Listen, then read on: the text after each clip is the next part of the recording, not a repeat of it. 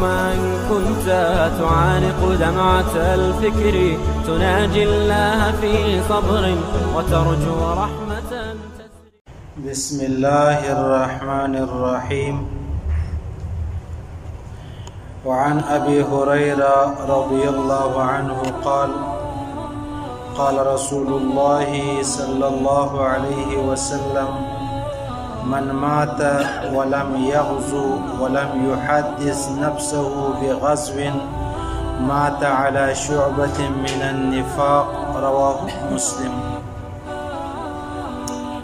عايزان خبره خو د جهاد په حواله روانه او روانه ده. مخکې سبق کې دا خبره تیره سوه. پیغمبر علیه الصلاة والسلام فرمایي: من صام يوما في سبيل الله جعل الله بينه وبين النار خندقا كما بين السماء والارض. الله رسول فرمایي وای چې کله سړی جهاد لره ولاړی په جهاد کې بیا دی هلته روزه سي، مطلب د عاشورې روزه راله دغسې مطلب هغه ده میاشتې 3 روزې پیغمبر علیه السلام نیولې ایام 20 چې بلل کېږي هغه راله ده ونیولې. د الله رسول فرمایي دی د جهنم څخه دومره لیرې کېږي په دا یوه روزه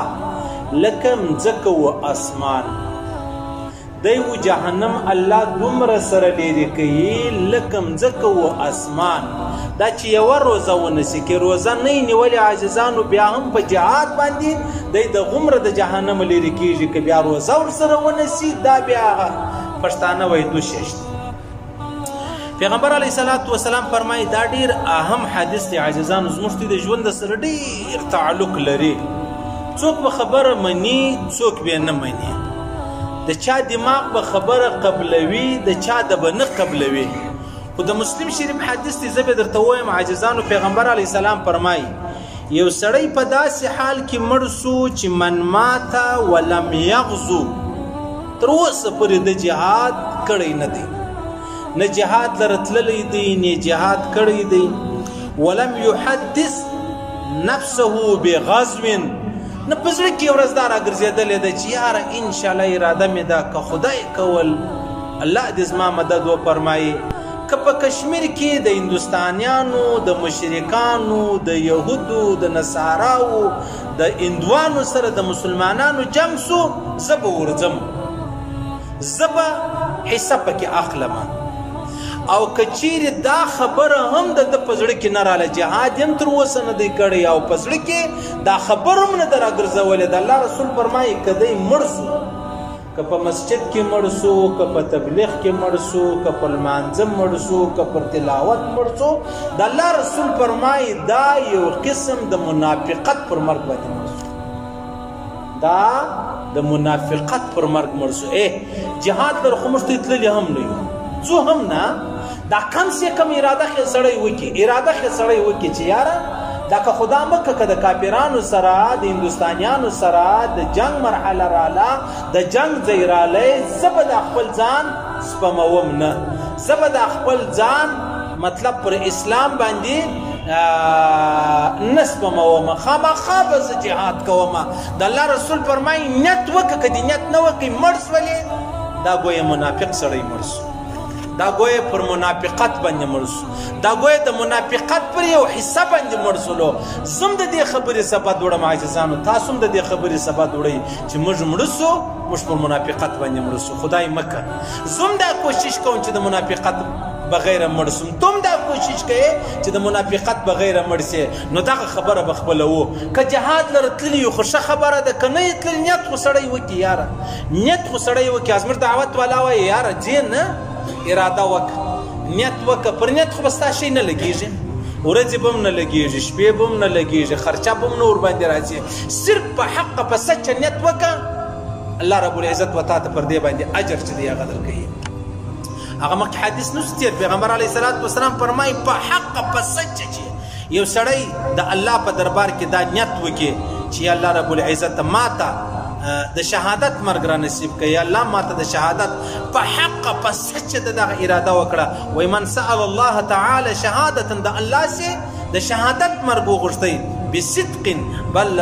بلغه الله منازل الشهداء وان مات على فراشه که څوم دی په خپل کور کې مړ سولو د شهیدانو مرتبې ته الله رب العزت دی رسوي. من طلب شهادة صادقا اعطيها ولو لم تصبه رواه مسلم. د الله رسول فرمایي یو سړی د الله په دربار کې د شهادت تمنا درلود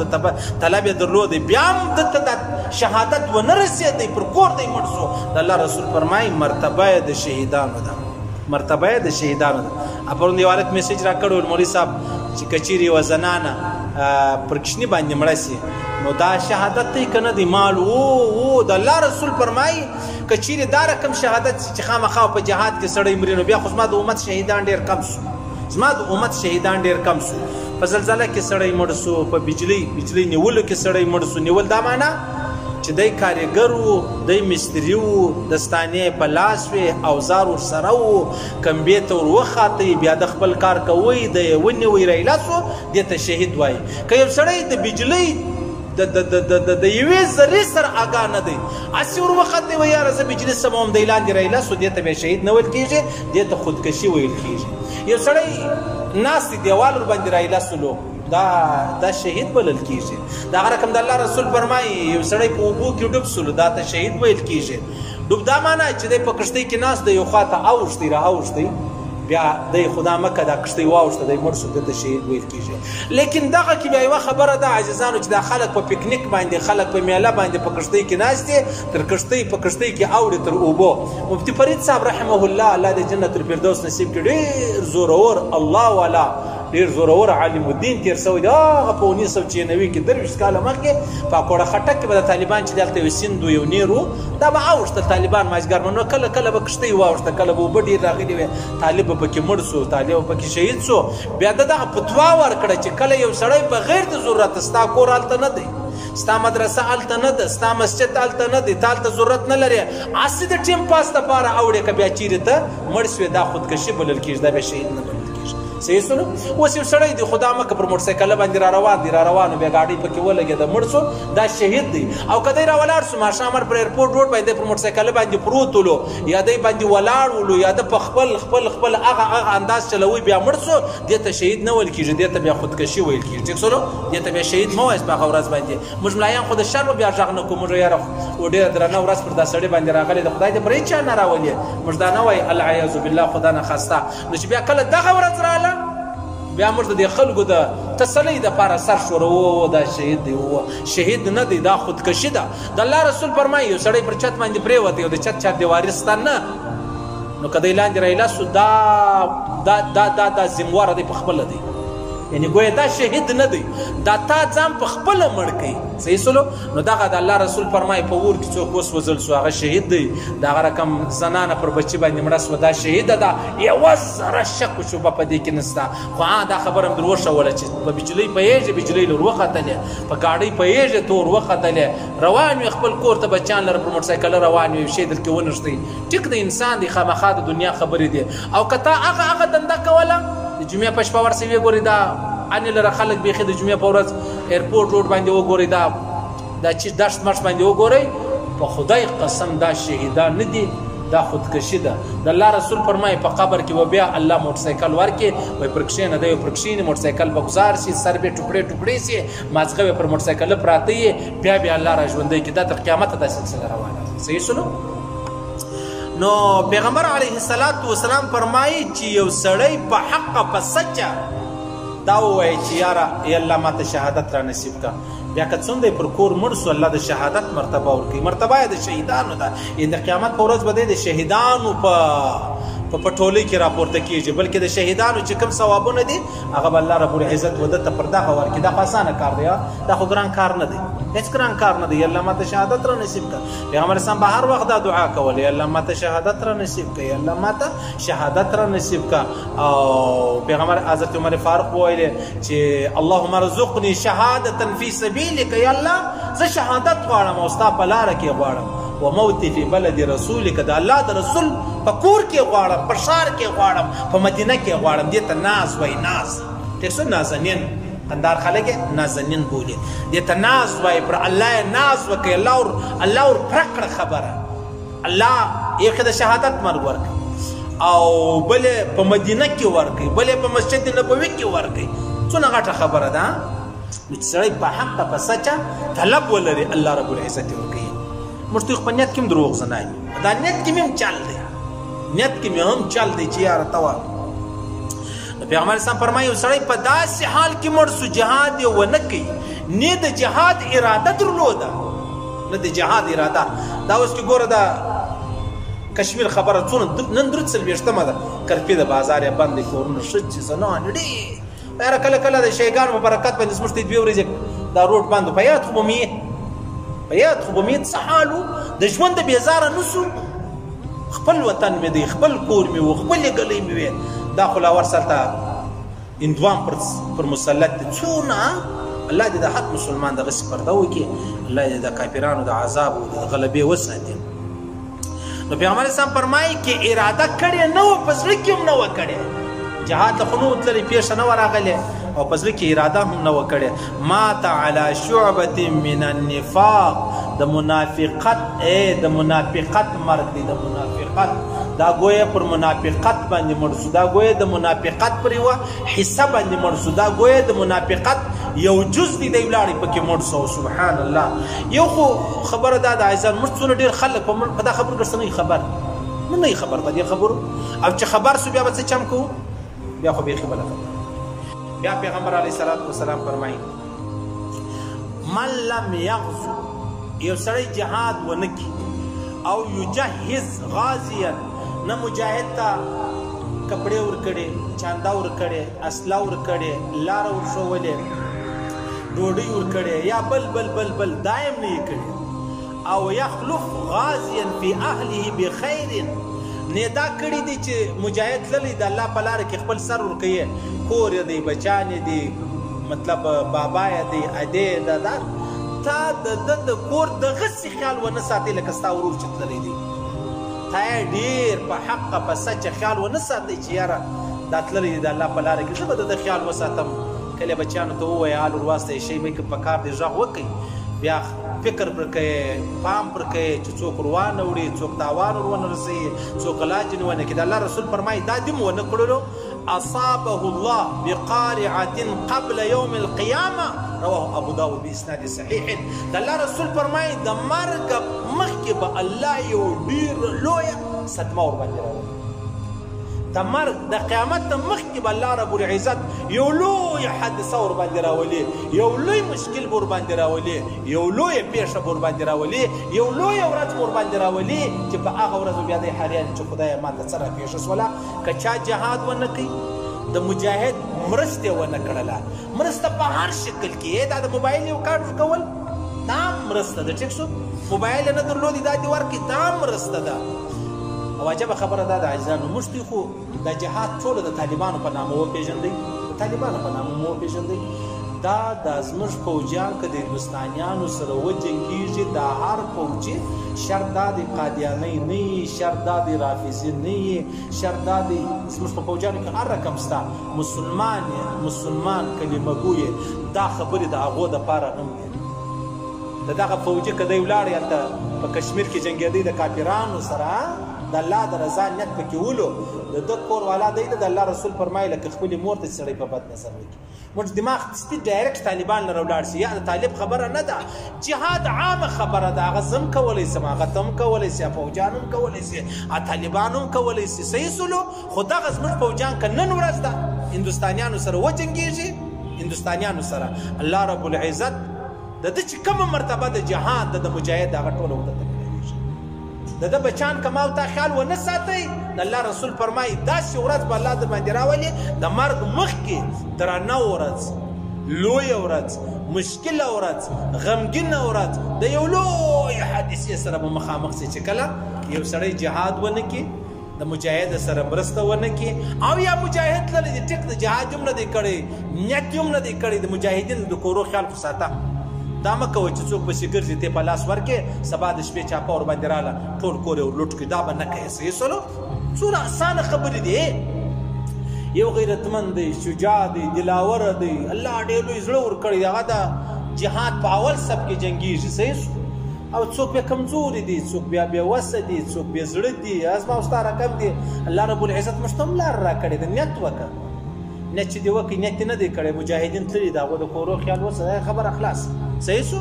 خبره دا نه ده ادخلوا فی السلم کافه په اسلام کې مکمل طور داخل څه دا نه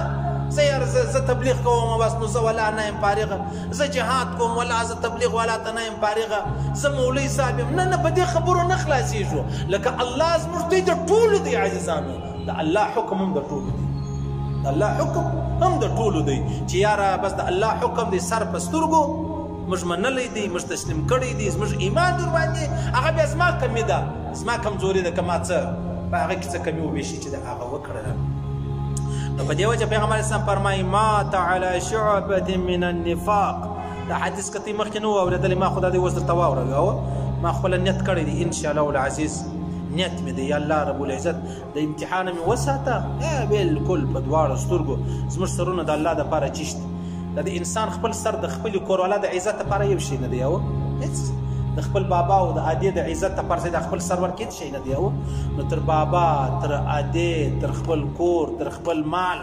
تر خپلې کوروالا تر خپلو بچیانو خو الله ډېر عظیم دی محمد رسول الله هم ډېر عظیم دی صحابه کرام هم ډېر عظیم دی او دین هم ډېر عظیم دی او بخاري او قرآن هم ډېر عظیم دی نو که پر دې سر ولاړې دا خاص خبره نه ده دا هر سړی مني چې د بابا او د ادې دپاره د خپل مال او د خپل کور دپاره د کوروالا او د بچیان دپاره که سر ولاړې پروا نه لري موږ ټوله پر دې فخر نه کوو نو د هغه سر که بیا چیرې د دین او د اسلام په حواله ولاړې نو هلته بیا موږ ولې په تشویش کې ولې موږ په سوچ په فکر کې چې ته دا به څنګه یې وعن جابر رضي الله عنه قال كنا مع النبي صلى الله عليه وسلم في غزاء مرد الله ده رسول سره بجهاد کې وسره فقال ان بالمدينه لرجالا ما سرتم مسير ولا قطعتم وادي الا كانوا معكم حبسهم المارات جهاد در صحابه کرام لاړو پیغمبر سم ورته ویلې ولا مشتي جهار قدم اخر تر هر وادي تر هر شلې مجعول زموږ سره په مدینه کې څه داسې کسان سته هلته پاته سوي دي زموږ سره په ثواب کې بل حدیث الا شرکوکم فی الاجر رواه البخاري په اجر کې دغسې د سره شریکان دي لکه دا موږ دی چې اوس روان صحیح په جهاد کې روان دي څونه لوی اجر دی څه داسې خلک سته چې په کور کې ناست دي د هغو هم دغونه اجر دی نو ولولې یا رسول الله پیغمبر اسلام فرمایله هغه مریضان دي هغه مجبوره دي هغه نسو راوتلی هغو ته یو داسې ضرورت ورپېښ شو چې هغه جهاد لره نسو تللی د هغه مجبورۍ بابا ناجوړه ادې ناجوړه د کور لوی لوی مشکلات د الله رسول اجازه ورکړې وه ته پر کور سه خو د ده فکر د ده زړه ټوله د مجاهدینو سره ولو د الله رسول فرمایي چې و تا ته پر دغه شپه پر دا قدم پر دا ورځ پر دې خوراک پر دې مشکلاتو کوم اجرونه میلاویږي دی په کور کې پر ګرمه بستره پروت دی الله درته اجر صحیح ستا د نیت دونه پاور لري صحیح نیت دومره پاور لري ما ته به د خپل نیت چې دی هغه برابروو بیا پیغمبر علیه السلام دا خو نه ګرځي جهاد خبره د جهاد خبره نه دی د کوشش چې موږ ته نه ګرځي په مثال د شوزو یو واخ نه سره بدو ځونه تللی نه یو زور راته غواړي په خوله وایي و نیت مې دی زړه ګوري چې لا څه وایي زړه خو لا بله دنیا وعن أبي أمامة رضي الله عنه أن رجلا قال يا رسول الله ائذن لي في السياحة یا رسول الله ما ته اجازه را چیرې ځې ویلې ول په سیل ځم ولاړ به سم وطن لره به ولاړ سم وبه ګرځم څه به سیر تفریح وکړم د الله رسول ورته وفرمایلې فقال النبي صلى الله عليه وسلم ان سیاحة امتي الجهاد في سبيل الله زما د امت سیاحت چې دی دا اوس کله کله زموږ ته خلک ولاړ شي څوک مطلب چې اروپا او جهان لري هغه څوک دوبۍ لره ځي څوک ترک لره ځي څوک امریکې له کیناډا له استرالیا لره ځي ټیک شو که بیا په دې وطن کې د زموږ ته در څوک ګلګت لره ځي څوک مطلب هغه کشمیر خواته ځي څوک مظفر آباد لره ځي څوک هغه سوات خوا لره ځي څوک بیا د دې ځای له نږدې علاقې څوک دغه ان لره ځي څوک مطلب دغه بولان لره ځي څوک بیا زیارت لره ځي سیاحت دی دا ټوله الله رسول فرمایي زما د امت سیاحت چې دی هغه جهاد دی جهاد لره ولاړ څه ټولې خبرې دي ما بین زه صحیح شو بیا پیغمبر اسلام فرمایي قافلة كغزوة رواه ابو داود جهاد لرتل دا ډیر غټ ثواب لري جهاد لرتل دا ډیر لوی ثواب دی الله رسول فرمایي ته چې د جهاد سره واپس کور ته رواني هم دغه ثواب حدیث تیر سوی پیغمبر اسلام فرمایي چې کله سید منزل روان شي پر هر قدم الله ودته ثوابونه ورکوي تال منځ وکي بیرته کور ته روان شوي دا ته چې کور ته روان هم پر هر قدم الله ثواب ورکوي دکان روانې دفتر روانې آفیس له روانې، کور ته روانې، هر ځای چې روانې، ته چې را روان وې لمانځه لره الله څو اجر درکړي، چې دا بیرته واپس ته روانې پر هر قدم الله تا ته هغومره نیکۍ درکوي لکه ته چې را روان وې. صحیح چې جهاد لره ځي ډېر لوی اجر دی، ډېر لوی ثواب دی، او چې کله واپس خپل کور د خپلو بچیانو لره روان د الله رسول فرمایي هغونه ثواب دی. قافلتون که غزوه، چې ته واپس را روانه دی لکه جهاد له چې روانه په غزا چې روانه. صحیح شو. وعن ابي جاهد المشرکین، د الله رسول فرمایي باموالکم وانفسکم والسنتکم، مشرکانو سره جهاد وکړئ، مالونه پکې خرڅ کړئ، ځانونه پکې خرڅ کړئ، ژبې پکې وچلوئ، دعوت وچلوه. جهان ته خبر ښکاره کړه چې پر کشمیر ډېر ظلم روان دی، ناجایزه کوي، بد کوي، ظلم کوي، تیری کوي، تجاوز کوي، کشنیان، بچان، زنانې، ماشومان، سپین ږیري، مشران، ظلم دی. دا ظلم دی، جهان ته خبره ورسوه. دا چیشتي دا هم جهاد دی. الله رسول فرمایي ژبه وچلوه، دعوت وچلوه، د کفارو په ظلمو انسانان خبر کا، دا هم جهاد دی تر یو حده پورې. الله رسول فرمای لا تتمنوا لقاء العدو، دا مه وایه چې یا الله بس ته مازې ماته کافر را پیدا که زه ځم جنګ ورسره کوم. د جنګ تمنا مه کوه. نیت مې دی چې جهاد به کوم، خو تمنا د جنګ مه کوه د دشمن چې یاره زه ځم بس کشکې خدای پاک کافران راوستلي وي، کشکې زموږ د کافرانو سره جنګ راغلی وای، کشکې ما به دا که د الله رسول فرمایي مه وایه، دا مه کوه. امتحان دی، ازمایش دی، بیا به پکې پیل شي. بس د الله رسول فرمایي واسأل الله العافیه، عافیت د الله څخه د دنیا او د آخرت ښېګړه د الله څخه وغواړه. فاذا لقیتموهم فاصبروا، او چې کله بیا د کافرانو سره ملاو سواست، جنگ شروع سو، فاصبروا، اوس نو بیا صبر وکړه. اوس بیا صبر وکړه. د الله رسول فرمایي اوس نو بیا څنګه خبره ده، اوس نو جنت چې دی هغه بیا د تورو در سایو لاندې دی. د الله رسول فرمایي لا تتمنوا لقاء العدو، دا مه وایه چې یا الله بس ته مازې ماته کافر را پیدا که زه ځم جنګ ورسره کوم. د جنګ تمنا مه کوه. نیت مې دی چې جهاد به کوم، خو تمنا د جنګ مه کوه د دشمن چې یاره زه ځم بس کشکې خدای پاک کافران راوستلي وي، کشکې زموږ د کافرانو سره جنګ راغلی وای، کشکې ما به دا که د الله رسول فرمایي مه وایه، دا مه کوه. امتحان دی، ازمایش دی، بیا به پکې پیل شي. بس د الله رسول فرمایي واسأل الله العافیه، عافیت د الله څخه د دنیا او د آخرت ښېګړه د الله څخه وغواړه. فاذا لقیتموهم فاصبروا، او چې کله بیا د کافرانو سره ملاو سواست، جنگ شروع سو، فاصبروا، اوس نو بیا صبر وکړه. اوس بیا صبر وکړه. د الله رسول فرمایي اوس نو بیا څنګه خبره ده، اوس نو جنت چې دی هغه بیا د تورو در سایو لاندې. د جنگ تمنا مه کوه، د جنگ ارزو مه کوه، د جنگ ارمان مه کوه چې یاره زما د کافرانو سره جنگ راغلی وي. جنگ ډېره تباهي ده، ډېره تباهي ده، ډېره. نو لهذا دا مه وایه، بس د عافیت سوال وکړه د الله چې الله د عافیت معامله راسره وکړه. او که بیا کله مخامخ شوې د کافر پر مخ، بیا شا ورګرځول دا ګناه کبیره ده، شا ورګرځول دا ګناه کبیره ده. او بیا چې کله مخامخ شوې جنگ شروع سولو، فاذا لقیتموهم فاصبروا، متفق علیه، د بخاري او د مسلم حدیث دی. بیا نو ټینګ سره بیا چغې مه وه، نارې مه وه، او شاته مه راځغله، دا ګناه کبیره ده. صحیح شاته راسي، شاته راسي. یو حکمت دی، د حکمت په بنیاد صحیح را شاته سي، پروا نه لري. لوی مجاهدین قومندانان هغه دغسې کوي، هغه دغسې کړي دي. او اوس دغه تازه خبره چې بیا کومه ده عزیزانو، خبره د سعودي څه تیل وویشتل سو، د دې پلانټ د دې هغه مرکز چې وویشتل سو، نو ډېر تاوان او نقصان ورسېدی. اوس ټرمپ ورته وایي چې دا ته ایران وویشتلی، ایران پر تا حمله وکړه. ایران ورته وایي ما نه ده کړې. ټرمپ محمد بن سلمان لره، دا بیا سعودي باچا ځوان دی،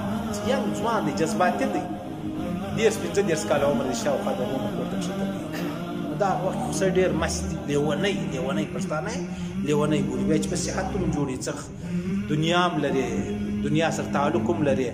بیا خو سړی نور لیونی سي. نو اوس ټرمپ ټلیفونونه راوکړي، زه دې مدد کوم، بس په کار دا ده چې موږ هم پر دوی باندې حمله وکړو. په کار دا ده موږ هم پر دوی باندې حمله وکړو. همدغه اوس یو سعودي دی، ایران دی، دا اوس بل اخته کوي. هغه عراق او کویت سره اخته کړي وو، څه جوړ کړی بیا راولاړ شو په خپله راولاړ شو وروره افغانستان یې در په دره کې هره لوټه دا یې ذریعه ذریعه کړل صحیح شولو بس اوس یې بیا دغه نوې دنده شو دا بیا د دې بیا دغه ټیکټ خبرې دا زموږ د دماغو وتلي امریکا چې کله مفلسه سي خرچې ډېرې سي نو دی خو ډېره زورور اصله لري د ګر جهان بدماش دی د ګر جهان غونډه دی نو ډېرې اصلې لري بیا دی راولاړ سي دا رقم ملکونه په لاخته کې چې په لاخته یې کړو اول خبر ورسره وکړي چې دا مسله ده ستا سره دا وکړو ستا سره دا وکړو یاره کله ته خو دا کلي کې منافق سړی ته نه پېژنئ تا لرم راشي ده لرم ورسي دا وکړو دا بس ناکسئ سره په لاخته کې داسې چل وکړي داسې رول ادا کړي بس بیا جنگ شروع شي هلته د دوی مفلسه دی خرچه یې ډېره را روانه ده او ډېر په غټو کارو اخته دی نو اصله رامخته کې الله الله الله ډېره د کربور په اصله ورکړي چې هلته پر پښو ودرېدی کار یې برابر سو اصله یې ختمه سوله بس اوس نو مابین راشي زه ستې روغه در کوم ای وطن هم تباه و برباد سو هغه وطن هم تباه و برباد سلو جهان لاړې در په دره سلو د خالق خپل چیز پکې وکړي خپل خریداري پکې وکړي او خپل شان پکې خرڅ کړي غټ خبرې زموږ د دماغ ډېرې وتلې دي اوس یو سړی وایي یاره خدای پاک د ایران د سعودیه جنګ راولي بس زه به داسې نه الله دې نه راولي الله دې ګر سره نه راولي الله دې نه راولي که راولي دا دعا کوه چې یالله اسرائیلو انګریزان په لاخته کړه یهود په لاخته کړه عیسایان په لاخته کړه مشرکان په لاخته کړه صحیح شو دا سړی وایي الله دې جنګ نه راولي یعنې ټرمپ ډېر کوشش دا لږ ښه خبرنامه چې سړی واوري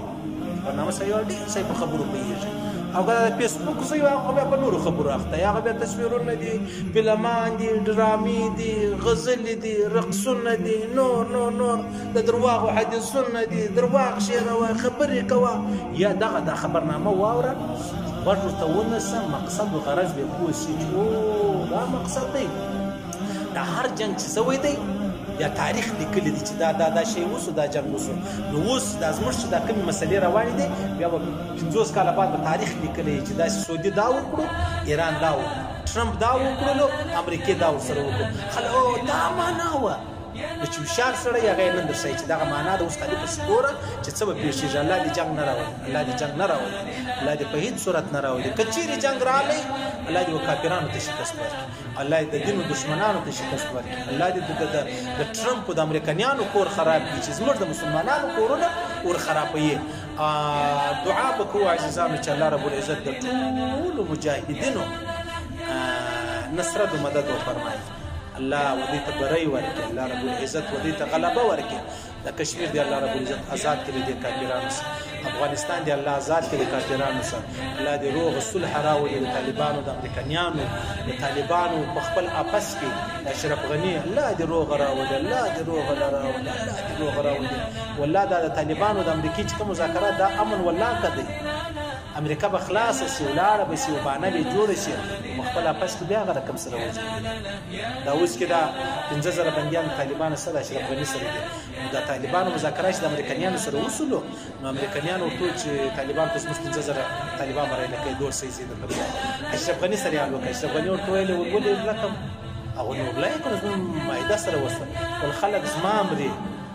اره ورځ خلک زما امري کورونه زما خرابېږي زنانې زما کونډانې کېږي کشتیان زما یتیمان کېږي دیوالونه زموږ نړېږي او بندیا به زه ورلکوم ستا په یوه کې ورلکوم ولې ورلکم زما دا ګوتې به را کاټ سي ګوتې به مې کاټ سي لیکن دسخط به ورنه کړم ځکه دا مذاکرات پر دا ځای پاتې شو یعنې امریکا د ده سره مذاکرات کوي په خپله کې سره اخته کوي یاره مذاکرات موږ په مسجد کې یو کور دی چې ګرد سره په جنګ اخته یو نو د هغه کونج سره مذاکرات کوي د هغه کونج سره ولې نه کوي د هغه کونج سره مذاکرات وکړي چې هغه کافر دی هغه به ولاړ شي نو ما ورته خپل وروڼه په غاړه کې سره واچول ما ورته په خپل وروڼه په غاړه کې نه سره واچول ژبه مې یوه ده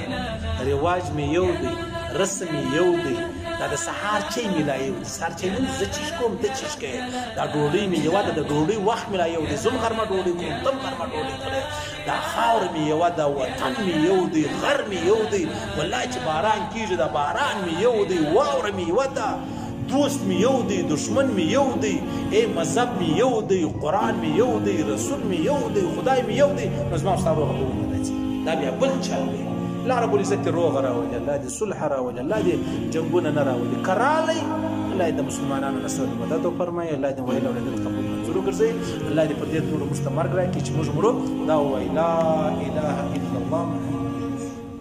درنو دوستانو، زمونږ د یوټیوب چینل در سره سبسکرایب کړئ